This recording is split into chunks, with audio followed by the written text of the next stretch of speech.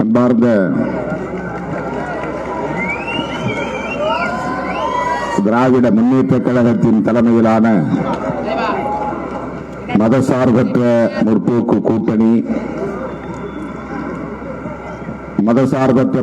கூட்டணி அங்கம் வகிக்கும் இந்தியா கூட்டணி சார்பில் நடைபெற்றுக் கொண்டிருக்கிற சிதம்பரம் நாடாளுமன்ற தொகுதியின் அரியலூர் மற்றும் பெரம்பலூர் மாவட்டங்களை சார்ந்த 3 சட்டமன்ற தொகுதிகளுக்குட்பட்ட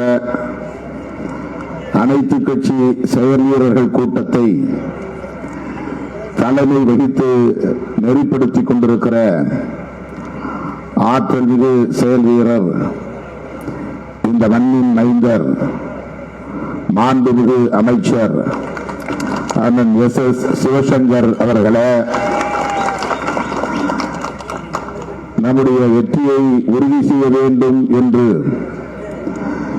இங்கே அமைச்சரின் முன்மொழிவை வழிமொழிந்து அமர்ந்திருக்கிற தலைவர்கள், இந்திய யூனியன் முஸ்லீம் லீக் சார்பில் உரையாற்றி அமர்ந்திருக்கிற அப்துல் ஹாஜி அவர்களே, திராவிடர் கழகத்தின் மாவட்ட துணை செயலாளர் ராமச்சந்திரன் அவர்களே, இந்திய தொழிலாளர் கட்சியின் தலைவர் ஈஸ்வரன் அவர்களே, மனிதநேய ஜனநாயக கட்சியின் மாவட்ட செயலாளர் அக்பர் அவர்களே, மனிதநேய மக்கள் கட்சியின் மாவட்ட தலைவர் சுல்தான் மொஹிதீன் அவர்களே, மறுமலர்ச்சி திராவிட முன்னேற்ற கழகத்தின் மாவட்ட செயலாளர் ராமநாதன் அவர்களே, மார்க்சிஸ்ட் கம்யூனிஸ்ட் கட்சியின் மாவட்ட செயற்குழு உறுப்பினர் செல்லதுரை அவர்களே, இந்திய கம்யூனிஸ்ட் கட்சியின் மாவட்ட செயலாளர் ராமநாதன் அவர்களே, மார்க்சிஸ்ட் கம்யூனிஸ்ட் கட்சியின் மாவட்ட செயலாளர் இளங்கோவன் அவர்களே,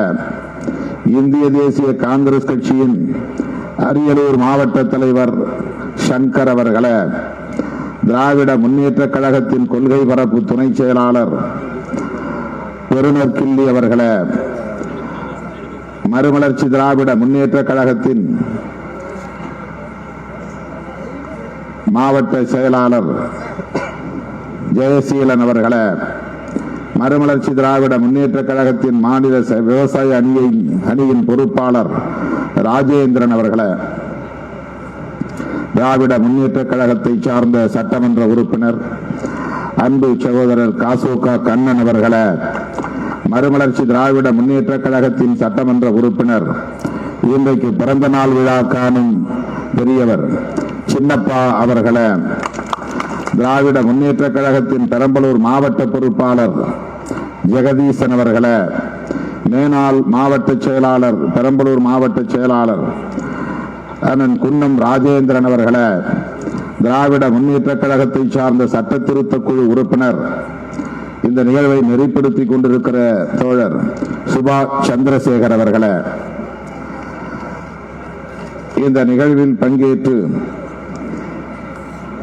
இதனை சிறப்பித்துக் கொண்டிருக்கிற, எனக்கு முன்னர் உரையாற்றி அமர்ந்திருக்கிற விடுதலை சிறுத்தைகள் கட்சியின் பொதுச் செயலாளர் சட்டமன்ற உறுப்பினர் தோழர் சிந்தனை செல்வன் அவர்களே, விடுதலை சிறுத்தைகள் கட்சியின் அரியலூர் மாவட்ட செயலாளர்கள் அங்கனூர் சிவக்குமார் அவர்களே, இரா கதிரேசன் என்கிற கதிர்வளவன் அவர்களே, பெரம்பலூர் கிழக்கு மாவட்ட செயலாளர் வேப்பூர் கலையரசன் அவர்களே, நாடாளுமன்ற தொகுதிக்கான தேர்தல் பணிக்குழுவின் மேலிட பொறுப்பாளர்கள் தம்பி ஏசி பாவரசு அவர்களே, சூகா விடுதலை செழியன் அவர்களே, இரா கிட்டு அவர்களே, அரியலூர் சட்டமன்ற தொகுதிக்கான ஒருங்கிணைப்பாளர்கள் கி கோவேந்தன் அவர்களே, கி இளமாறன் அவர்களே மற்றும் வீர செங்கோடன், செல்லப்பாண்டியன், தமிழனியன், அன்பானந்தம், மதிவாணன் ஆகிய தோழர்களே, ஜெயங்கொண்டம் சட்டமன்ற தொகுதிக்கான ஒருங்கிணைப்பாளர்கள் தோழர் பொதுநிவளவன் அவர்களே, வழக்குரைஞர் தீசா திருமார்வன் அவர்களே மற்றும் இந்த ஜெயங்கொண்டம் தொகுதிக்கான தேர்தல் பணிக்குழுவை சார்ந்த வழக்குரைஞர் விவேகானந்தன், குடந்தை தமிழினி, பே. அன்பானந்தம், சு. மணிகண்டன், சுமதி சிவக்குமார், அன்பரசன், மா. வடிவழகன், ஆசிரியர் செல்வராஜ் ஆகிய தோழர்களே,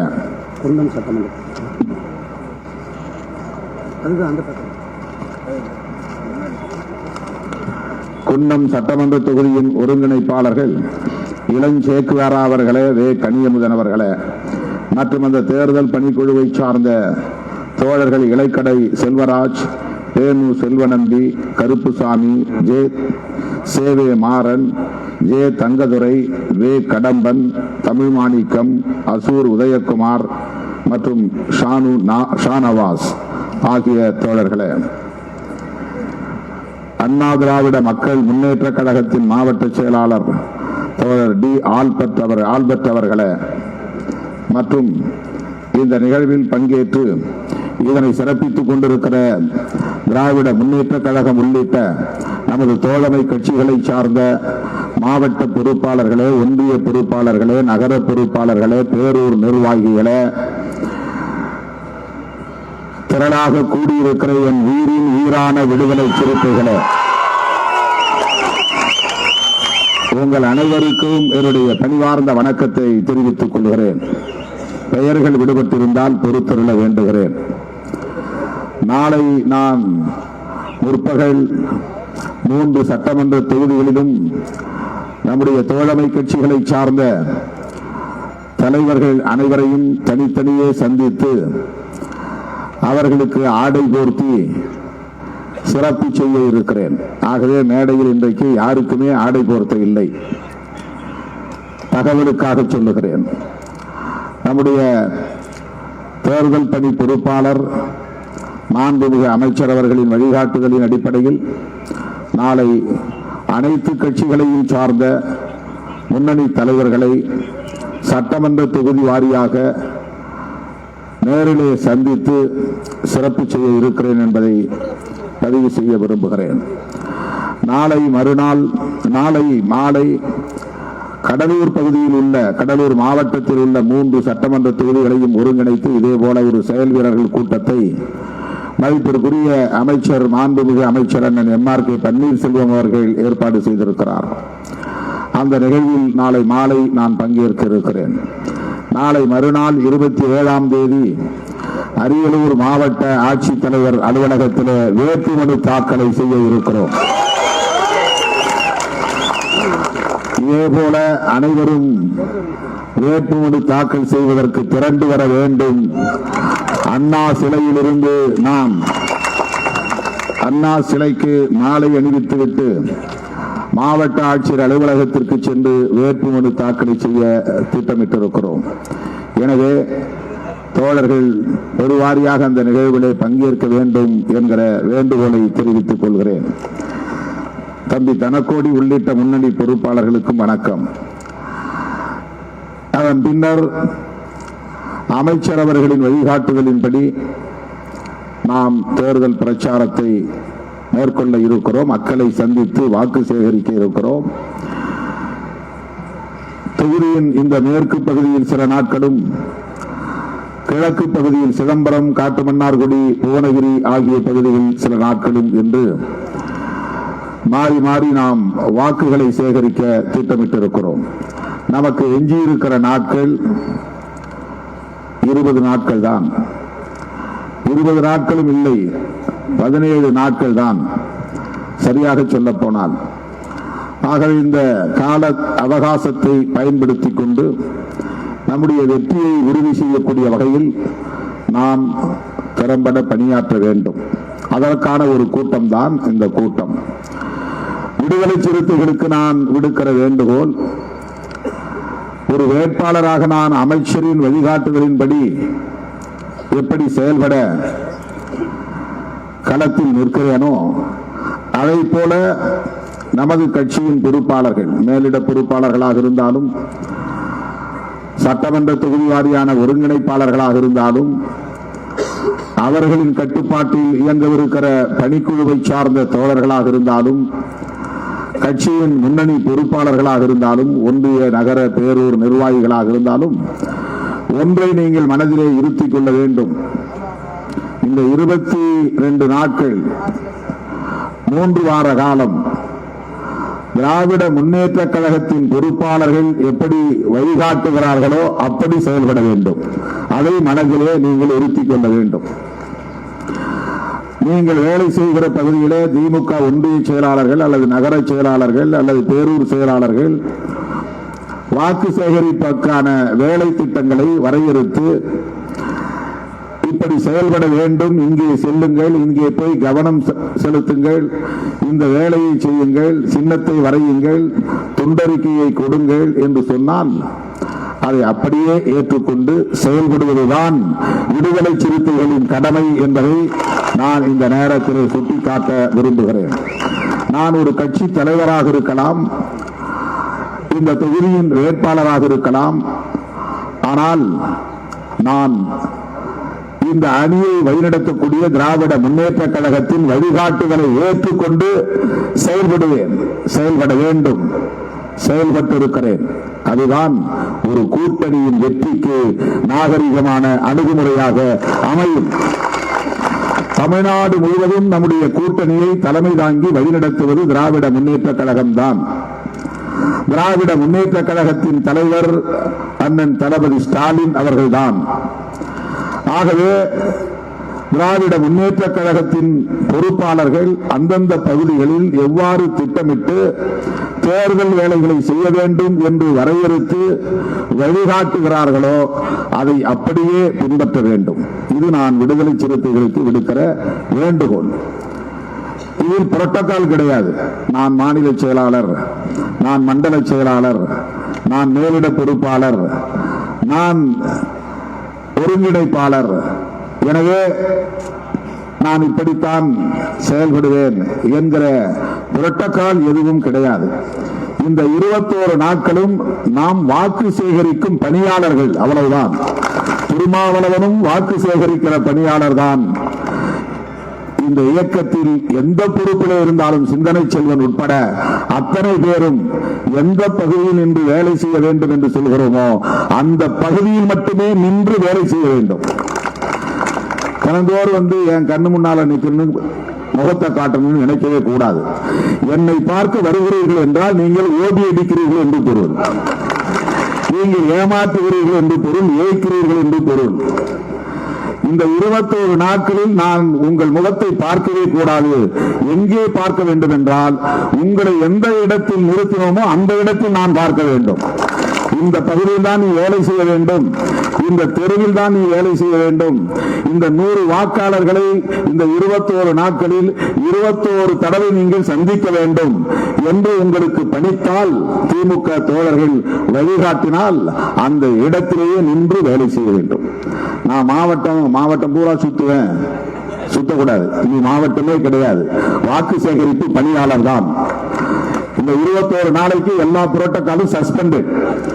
மாவட்ட செயலாளர் சஸ்பெண்டட், ஒன்றிய செயலாளர் சஸ்பெண்டட், பொதுச் செயலாளரும் சஸ்பெண்டட். எல்லா வேலையும் சஸ்பெண்ட் பண்ணிடுறோம். என்னன்னா வாக்கு சேகரிக்கக்கூடிய பணியாளர் தான். எந்த இடத்தில் நின்று வேலை செய்ய வேண்டுமோ அந்த இடத்தில் வேலை செய்ய வேண்டும். இது மிக முக்கியமான கடமை. திராவிட முன்னேற்ற கழகத்தின் பொறுப்பாளர்களின் வழிகாட்டுதலை ஏற்று செயல்பட வேண்டும். இது 2வது முக்கியமான கடமை. இதை சொல்லுவதற்காகத்தான் இந்த கூட்டத்திற்கு நாம் ஏற்பாடு செய்திருக்கிறோம்.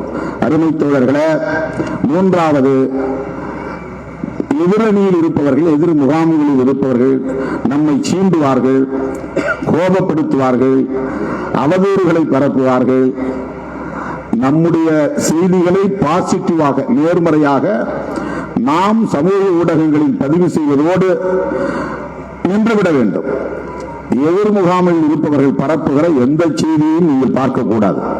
21 நாளைக்கு யூடியூப்ல நீ போஸ்ட் பண்ணணும், அப்லோட் பண்ணணும், ரீல்ஸ் போடணும்.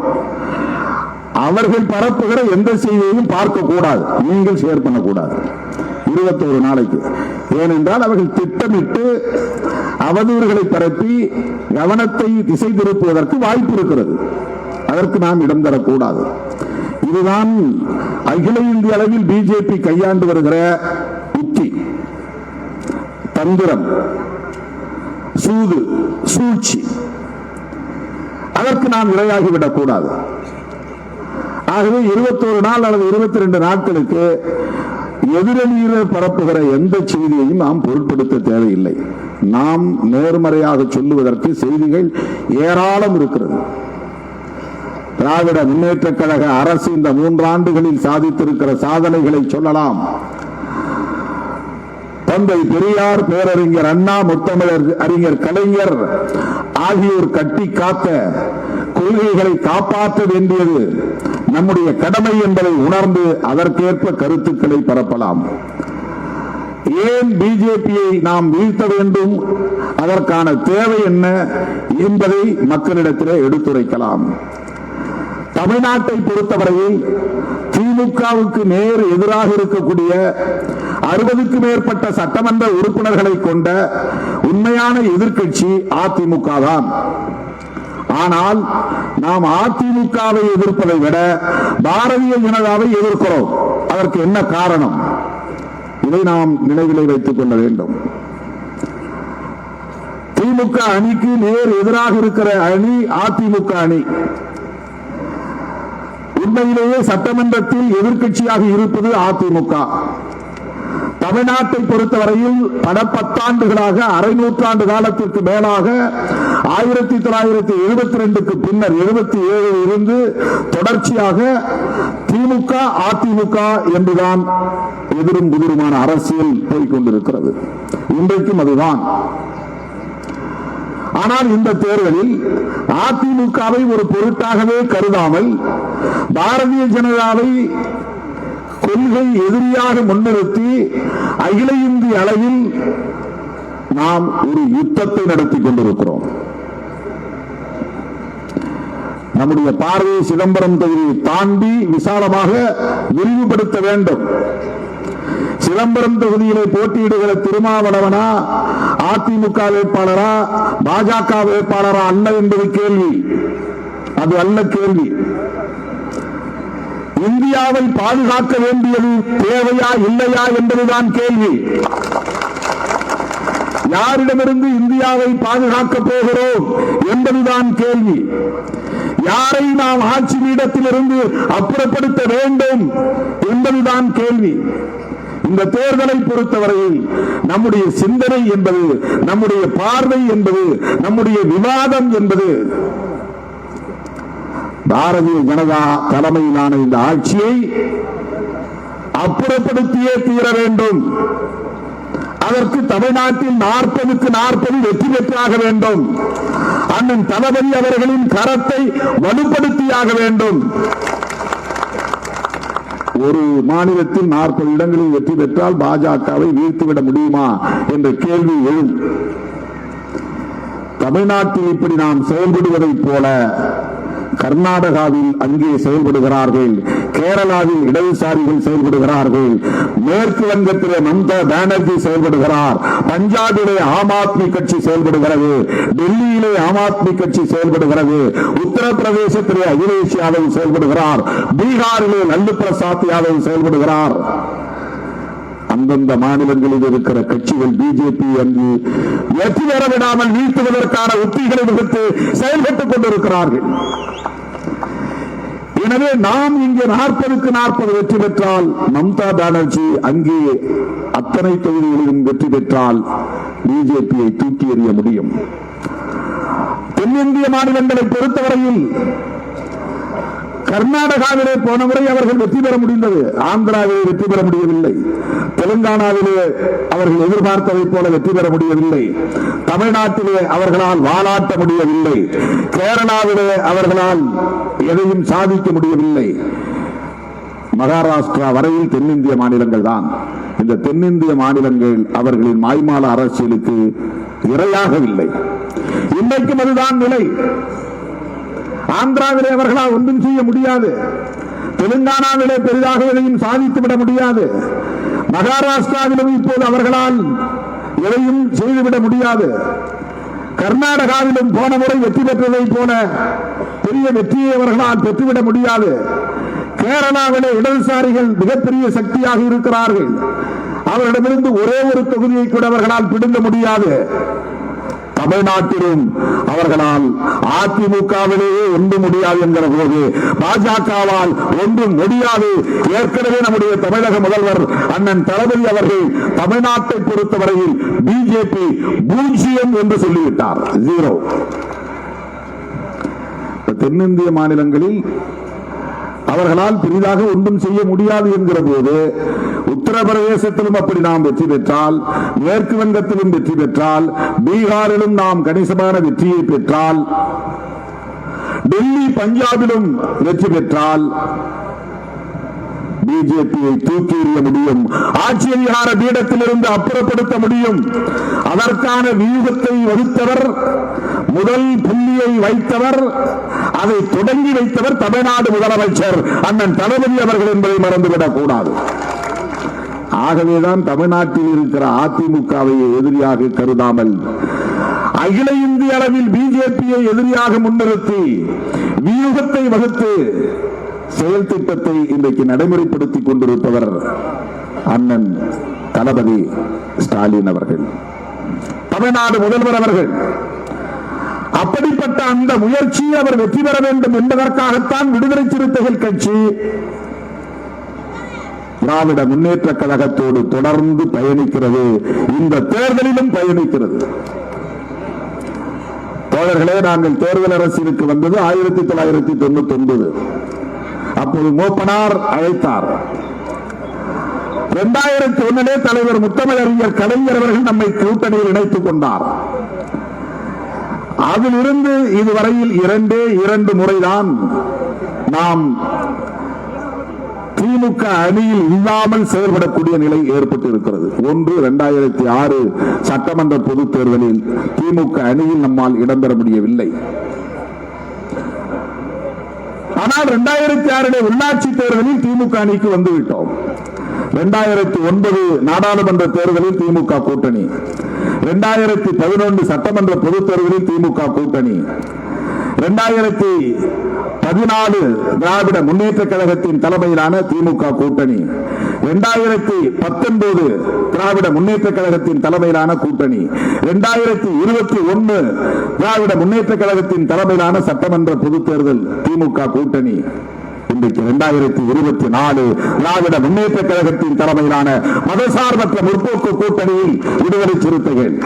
இடையில் 2006 2016 நாம் வேறு அணியில் ஒரு முறை அதிமுக, ஒரே ஒரு முறை அதிமுக, 2016 மக்கள் நல கூட்டணி.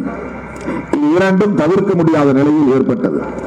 சரி, 2001 இருந்து தொடர்ச்சியாக 2024 வரையில் திராவிட முன்னேற்ற கழகத்தின் தலைமையிலான கூட்டணியில் நாம் தொடர்ந்து இடம்பெறுவதற்கு என்ன காரணம்? நம்மை பிடிக்காதவர்கள் பல காரணங்களை சொல்லுவார்கள். நான் மனம் திறந்து சொல்லுகிறேன். தலைவர் கலைஞர் அவர்களை 2009 பத்திரிகையாளர்கள் பார்த்து ஒரு கேள்வியை எழுப்பினார்கள். 2009 தமிழ்நாட்டுக்கு மிகப்பெரிய ஒரு நெருக்கடி. ஈழத்திலே இனப்படுகொலை உச்சத்தில் இருந்த நேரம், காங்கிரசுக்கும் திமுகவுக்கும் எதிராக இங்கே மக்கள் கிளர்ந்திருந்த நேரம், நான் ஈழத்தமிழர்களுக்கான பிரச்சனை என்கிற போது திமுக கூட்டணியில் இருந்து கொண்டு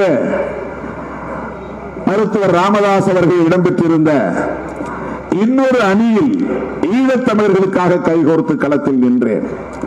இந்த முரண்பாட்டை பயன்படுத்திக் கொண்டு திமுக கூட்டணியில் இருந்து என்னை வெளியேற்ற வேண்டும் என்று பலரும் அழுத்தம் கொடுத்தார்கள். அந்த நேரத்தில் பத்திரிகையாளர்கள் கலைஞர் ராமச்சந்திரா மருத்துவமனையில் இருந்து சிகிச்சை பெற்று வீடு திரும்பியதும் கேட்டார்கள். அப்போது கலைஞர் சொன்னார், தம்பி திருமாவளவன் விடுதலை சிறுத்தைகள் கட்சி எங்கள் கூட்டணியில் தான் இருக்கிறார்கள், இருப்பார்கள், தொடர்வார்கள். எங்கள் 2 கட்சிகளுக்கும் இடையிலான உறவு என்பது வெறும் தேர்தல் உறவு அல்ல, கொள்கை உறவு. நாங்கள் பேசுகிற சமூக நீதியைத்தான் தம்பி திருமாவளவன் பேசுகிறார். நாங்கள் பேசுகிற பொதுவுடைமை அரசியலைத்தான், சமத்துவத்தைத்தான் விடுதலை சிறுத்தைகள் கட்சி பேசுகிறது. ஆகவே எங்களுக்கும் விடுதலை சிறுத்தைகளுக்கும் இடையிலான உறவு என்பது கொள்கை சார்ந்த உறவு. எனவே திமுக விடுதலை சிறுத்தைகள் கட்சி கூட்டணி தொடரும் என்று பிரகடனம் செய்தவர் தலைவர் கலைஞர் அவர்கள். எனக்கு தெரிந்து இதுவரையில் திமுகவோடு கூட்டணி சேர்ந்த எந்த கட்சியை பற்றியும் கலைஞர் இவ்வளவு அழுத்தம் திருத்தமாக சொன்னது கிடையாது, கருத்து சொன்னது கிடையாது. எனக்கு தெரிந்து 25 ஆண்டு காலமாக நான் தேர்தல் அரசியலில் இருக்கிறேன். மாணவ பருவத்திலிருந்து கலைஞரை நான் உன்னிப்பாக கவனித்து வருகிறவன். கூட்டணி கட்சிகளை பற்றி இப்படி ஒரு நற்சான்று வழங்கியது 2009 விடுதலை சிறுத்தைகளுக்கு மட்டும்தான். ஆகவேதான் இப்போதும் நான் சொல்லுகிறேன், எவ்வளவோ நெருக்கடிகள், எவ்வளவோ முயற்சிகள் திமுக கூட்டணியை சிதறடிக்க வேண்டும் என்பதுதான். ஏன் திமுக கூட்டணியை சிதறடிக்க வேண்டும்? ரொம்ப முக்கியமான ஒரு கேள்வி. இந்த கூட்டணி 2018 காவிரி நீர் பிரச்சனைக்காக நடைபயணம் தளபதி அவர்கள் மேற்கொண்ட போது, தோழமை கட்சிகள் என்கிற அடிப்படையிலே எங்களை எல்லாம் அழைத்து இணைத்துக் கொண்ட போது கருவானது, உருவானது. அப்போது தேர்தல் நேரம் அல்ல, இது கரு கொண்ட இடம் போராட்ட களம், காவிரி நீர் உரிமைக்கான களம். திருச்சியிலே தொடங்கி டெல்டா மாவட்டங்களில் பயணம் செய்து நாகப்பட்டினத்திலே போய் முடிந்தது. அந்த பயணத்திலே நாங்கள் தளபதியோடு கைகோர்த்தோம். தேர்தல் கூட்டணியிலே இடம்பெறப் போகிறோம் என்கிற கனவோடு அல்ல, அப்படி ஒரு எண்ணம் இல்லை. தமிழ்நாட்டை காப்பாற்ற வேண்டும், வறட்சியில் சிக்கி தவிக்கிறது என்கிற நிலையில தளபதி அவர்கள் அப்போது தோழமை கட்சிகளுக்கு, தமிழ்நாட்டு அரசியல் கட்சிகளுக்கு, கருத்தறிவித்த கட்சிகளுக்கு அழைப்பு விடுத்த போது இடதுசாரிகள் சிபிஐ, சிபிஎம், மதிமுக, விடுதலை சிறுத்தைகள் எல்லோரும் அதை இணைந்து கொண்டோம். அப்போது உருவானதுதான் 2019 நாடாளுமன்ற தேர்தலுக்கான கூட்டணி. அதிலிருந்து இதுவரையில் இந்த கூட்டணி மட்டும்தான் அகில இந்திய அளவிலேயே கட்டுக்கோப்பாக இயங்குகிற ஒரே கூட்டணி. வேறு எந்த மாநிலத்திலும் ஒரு கூட்டணி தொடர்ச்சியாக பல தேர்தல்களை சந்தித்ததாக வரலாறு இல்லை. ஒவ்வொரு தேர்தலிலும் கூட்டணி கட்சிகள் மாறி மாறி இடம்பெயர்வது உண்டு. அதே 2019 பிஜேபி, பாமக, அதிமுக மற்ற கட்சிகள் எல்லாம் கூட்டணி உருவாக்கினார்கள். அந்த தேர்தலில் அவர்கள் அவ்வளவு பேரும் சேர்ந்தும் திமுக கூட்டணி வெற்றி பெற்றது. ஒரே ஒரு தொகுதியில் அதிமுக வெற்றி பெற்றது. 40 தொகுதிகளில் 39 தொகுதிகளை வென்றெடுத்தது திமுக கூட்டணி.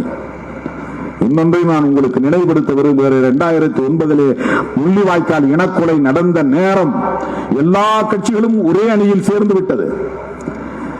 அந்த அணியில் இருந்த தலைவர்கள் என்னை மட்டும் தனியே வேலூரிலே அழைத்து கிட்டத்தட்ட 3/4 மணி நேரம் பிரெயின் வாஷ், மூளை செலவை செய்தார்கள். திமுக கூட்டணியில் நீங்கள் ஒருவர் தான் இருக்கிறீர்கள், நீங்கள் மட்டும் வெளியே வந்து விட்டால் போதும். இந்த தேர்தலில் தமிழ்நாட்டு மக்களின் கோபம் காங்கிரசுக்கும் திமுகவுக்கும் எதிராக இருக்கிறது. நீங்கள் மட்டும் வெளியே வந்தால் போதும், 40 இடங்களிலும் அவர்களை வீழ்த்த முடியும். இந்த முறை திமுகவை வீழ்த்தினால் அடுத்தடுத்து வருகிற தேர்தல்களில் அதிமுகவை வீழ்த்திவிட முடியும் என்றெல்லாம் என்னிடத்திலே பேசினார்கள். நான் அப்போது தனி ஒரு ஆளாக அவர்களிடத்திலே சிக்கிக் கொண்டேன். அந்த நேரத்தில் நான் சொன்னேன், எங்கள் கட்சியின் மூத்த தலைவர்களோடு, முன்னணி பொறுப்பாளர்களோடு கலந்து பேசி நான் முடிவு சொல்லுகிறேன் என்று அவர்களிடமிருந்து நான் நழுவி வெளியே வந்தேன். வந்த பிறகுதான் கலைஞர் அவர்களோடு நாங்கள் மீண்டும் அந்த கூட்டணியை உறுதி செய்தோம். அப்போது திமுக கூட்டணி இடம்பெற்றிருந்த கட்சிகள் 3 தான். ஒன்று திமுக, இன்னொன்று காங்கிரஸ், இன்னொன்று விசிக. 3 கட்சிகள் தான். எல்லா கட்சிகளும் அதிமுக அணிக்கு போய்விட்டது. அப்போது திமுக காங்கிரசுக்கு எதிராக மிகப்பெரிய கிளர்ச்சி இந்த மண்ணில் நடந்து கொண்டிருந்தது. கடுமையான விமர்சனங்கள் இருந்தன. ஒட்டுமொத்த ஈழத்தமிழர்களின் படுகொலைக்கு திமுகவும் காங்கிரசும் தான் காரணம், அவர்களை வீழ்த்த வேண்டும், துணை போன திமுக விடுதலை சிறுத்தைகளையும் வீழ்த்த வேண்டும் என்று பிரச்சாரம் செய்யப்பட்டது. அப்படிப்பட்ட அந்த நேரத்தில் திமுக காங்கிரசோடு துணை இருந்த ஒரே கட்சி விடுதலை சிறுத்தைகள் கட்சி. அப்படிப்பட்ட நேரத்தில், அவ்வளவு கடுமையான விமர்சனங்கள் இருந்த நேரத்தில், எதிர்ப்பு இருந்த நேரத்தில் 28 இடங்களில் திராவிட முன்னேற்ற கழக கூட்டணி வெற்றி பெற்றது. திமுக கூட்டணியில் இடம்பெற்ற விசிகாவின் வாக்கு வங்கி எவ்வளவு வலிமையானது என்பதை 2009 நாம் நிரூபித்து காட்டினோம். 28 இடங்களில் திமுக கூட்டணி வெற்றி பெற்றது என்றால் அதில் பெரும்பான்மை வட மாவட்டங்களில் விடுதலை சிறுத்தைகள் வலுவாக இருக்கிற வட மாவட்டங்களில் பெற்ற வெற்றி. 2009 விடுதலை சிறுத்தைகளின் வாக்கு வங்கி உறுதிப்படுத்தப்பட்டது. 2001 கலைஞர், திருமாவளவன், கிருஷ்ணசாமி, ராஜகண்ணப்பன், செல்லக்குமார், திருநாவுக்கரசர் போன்ற கட்சிகளை ஒருங்கிணைத்து கூட்டணி அமைத்தார். எல்லா கட்சிகளும் அதிமுக பக்கம் போய்விட்டது. பாமக அதிமுகவிலே இருந்தது, இடதுசாரிகள் அதிமுகவிலே இருந்தார்கள். தமிழ்நாட்டில் இருக்கிற முக்கியமான கட்சிகள் அனைத்தும் அதிமுகவிலே இருந்தன. அப்போது தோன்றிய எங்களை போன்ற கட்சிகள் தான் அந்த காலத்தில் தோன்றிய கட்சி. எங்களை வைத்து அன்றைக்கு 2001 கூட்டணி அமைத்தார். திருச்சிராப்பள்ளியிலே வேட்பாளர் அறிமுக கூட்டம் நடந்தது தோழர்களே. அந்த தேர்தலில் ஒரு மாவட்டத்தில் மட்டும், கடலூர் மாவட்டத்தில் மட்டும் 5 தொகுதிகளில் திமுக கூட்டணி வெற்றி பெற்றது. நானும் அந்த தொகுதியில் தான் வெற்றி பெற்றேன். மங்களூர் தொகுதியிலே உதயசூரியன் சின்னத்திலே. அப்போது ஒரு பத்திரிகை எழுதியது, திமுக தோல்விக்கு காரணம் இந்த புறம் திருமாவளவன், இந்த புறம் கிருஷ்ணசாமி, இந்த 2 தலித் தலைவர்களை பக்கத்திலே உட்கார வைத்ததால் தான் திமுக தோல்வி அடைந்தது என்று ஒரு பத்திரிகை, வார பத்திரிகை கட்டுரை எழுதியிருந்தது. நான் அந்த பத்திரிகையை பார்த்தீர்களா என்று தலைவரை பார்த்து கேட்டேன். என்ன என்று கேட்டார். விவரத்தை சொன்னேன். அடுத்த நொடியே கலைஞர் சொன்ன பதில், உங்களை பக்கத்தில் வைத்திருந்ததால் தான் திமுக தோற்றது என்றால் நீங்கள் மட்டுமே வாக்களிக்கக்கூடிய வாக்களித்த நிலையில் கடலூர் மாவட்டம் 9 தொகுதிகளில் 5 தொகுதிகளை நாம் கைப்பற்றி இருக்கிறோம். வெறும் விடுதலை சிறுத்தைகள் வாக்குகள் தான். அன்றைக்கு திமுக கூட்டணியில் இடம்பெற்ற வேற எந்த கட்சிக்கும் அங்கே வாக்கு வங்கி கிடையாது. விடுதலை சிறுத்தைகள் மட்டும்தான் திமுக கூட்டணியிலே கடலூர் மாவட்டத்தில் இருந்த ஒரு கட்சி. 9 தொகுதிகளில் 2001 5 தொகுதிகளை கைப்பற்றியது திமுக கூட்டணி. அதற்கு காரணம் உங்கள் வாக்கு வங்கிதான் என்று தலைவர் முத்தமிழறிஞர் கலைஞர் என்னிடத்தில் சொன்னார். அதுதான் 2009 நிகழ்ந்தது. அன்றைக்கு திமுக காங்கிரஸ் ரெண்டும் கடுமையான விமர்சனத்துக்கு உட்பட்டிருந்த நிலையில் விசிக மட்டும்தான் இணைந்திருந்தது. அன்றைக்கு 28 இடங்களிலே வெற்றி பெற்றோம்.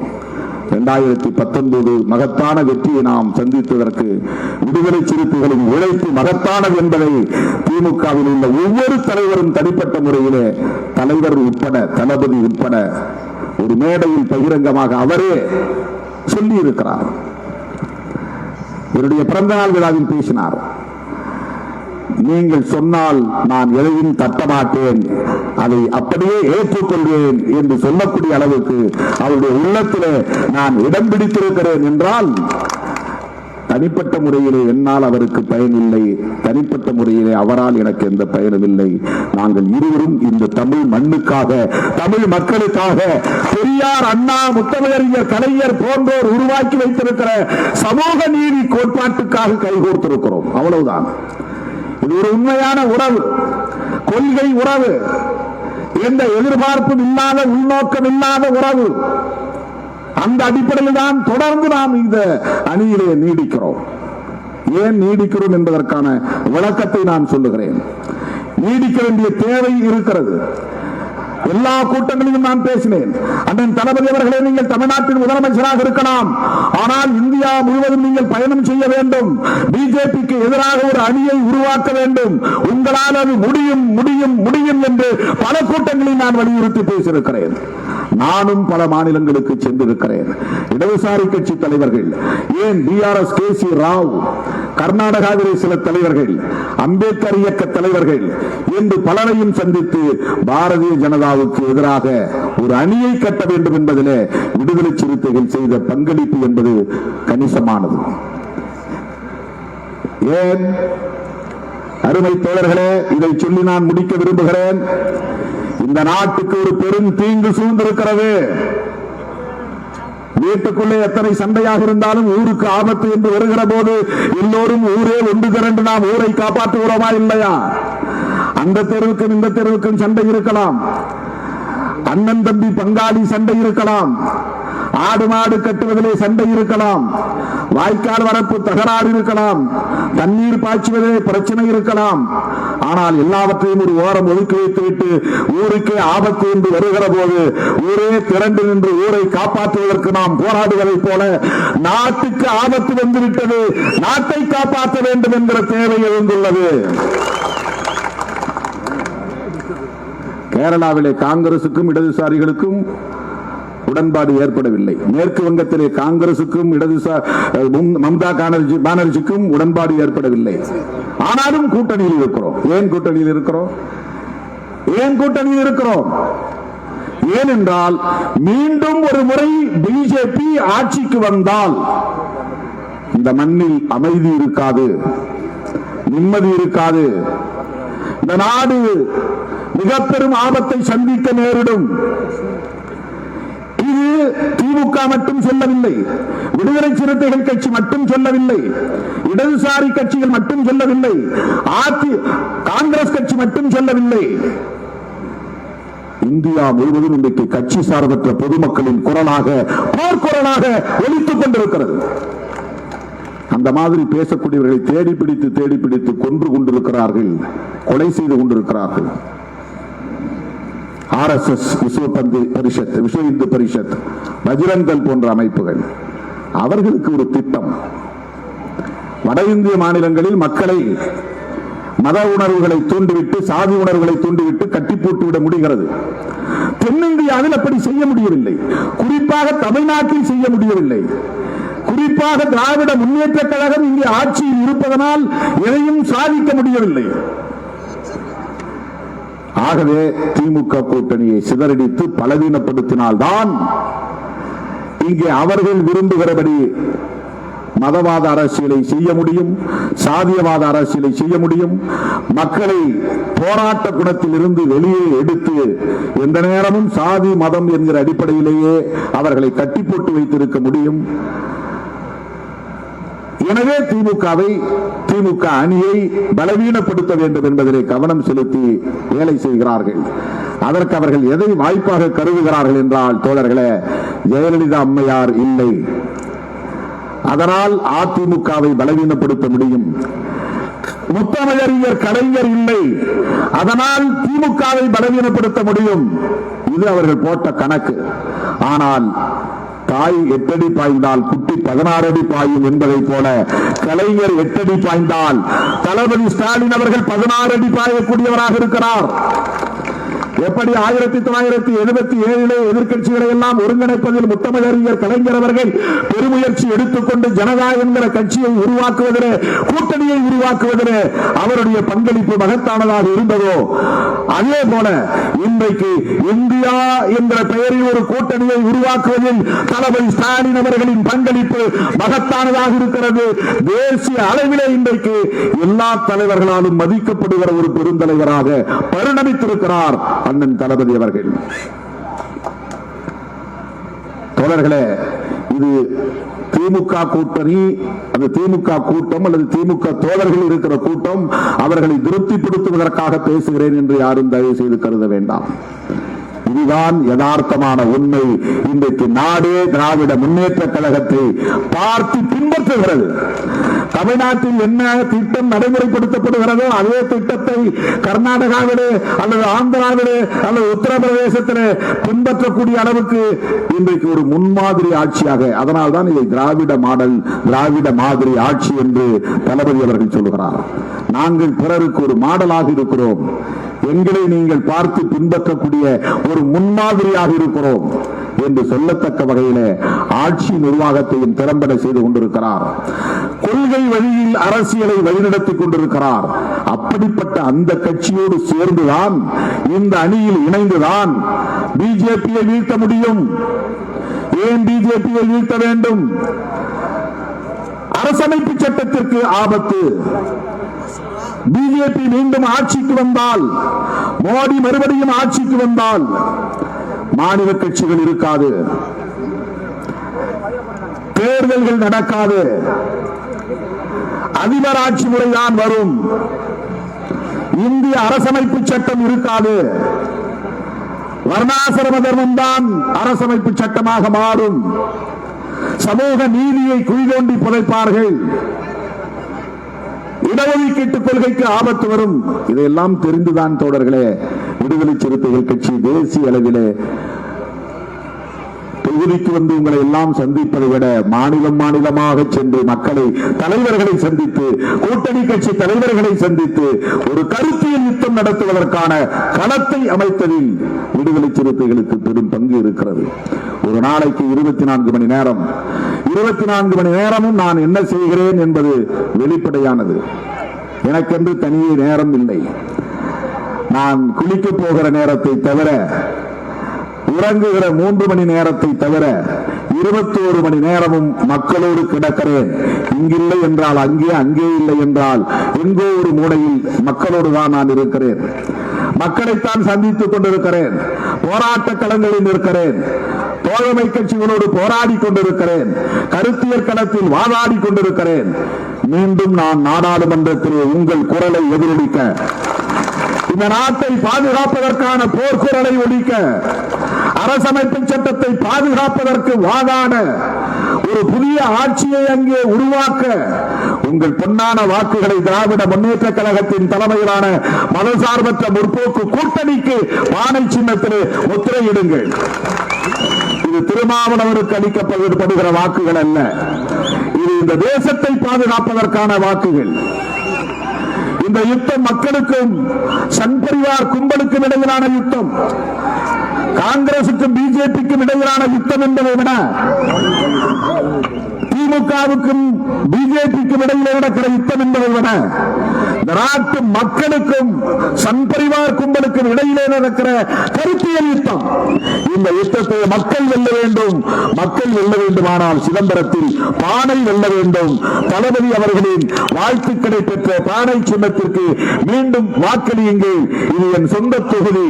என்னை வெளியே போகிறீர்களா, வேறு தொகுதி மாறுகிறீர்களா என்று திரும்ப திரும்ப சில பேர் திட்டமிட்டு என்னை தூண்டி பார்த்தார்கள். நான் சொன்னேன், என்னுடைய சொந்த தொகுதி, நான் பிறந்த மண் இந்த மண்.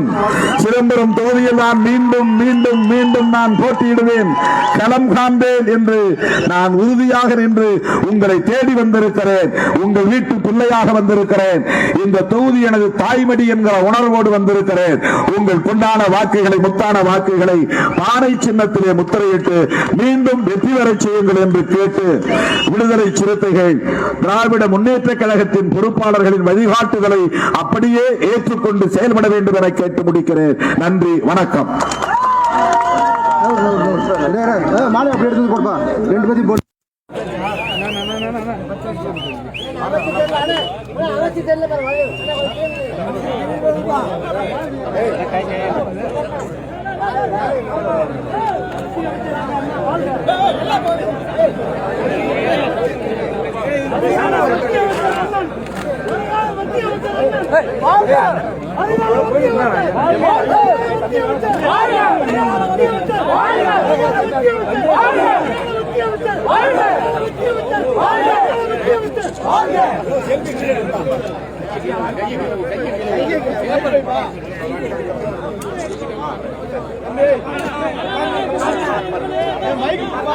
நமது சின்னம், நமது சின்னம், வெற்றியின் சின்னம், வெற்றியின் சின்னம், நமது சின்னம், நமது சின்னம், வெற்றியின் சின்னம், வெற்றியின் சின்னம், நமது சின்னம், வெற்றியின் சின்னம், சிதம்பரத்தின்